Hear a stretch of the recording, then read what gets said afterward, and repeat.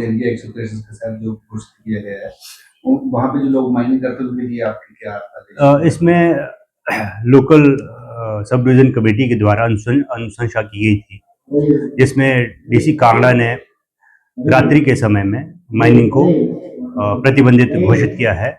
अगर कोई रात्रि के समय में कोई भी क्रशर वाला,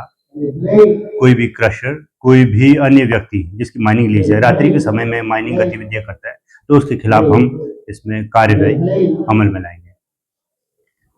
कल ही जिलाधीश कांगड़ा द्वारा रात्रि 8 बजे से लेकर सुबह 6 बजे तक रे क्षेत्र और मंड क्षेत्र जो है उसमें कोई भी माइनिंग एक्टिविटीज़ रात के समय में नहीं होगी। इस बारे में नोटिफिकेशन जारी की है, तो हम इसको लागू करवा रहे हैं। आज से इस पर हमारा विशेष अभियान रहेगा। पूरी कोशिश रहेगी कि रात के समय में कोई भी क्रशर या कोई भी व्यक्ति अवैध माइनिंग की गतिविधि ना करे।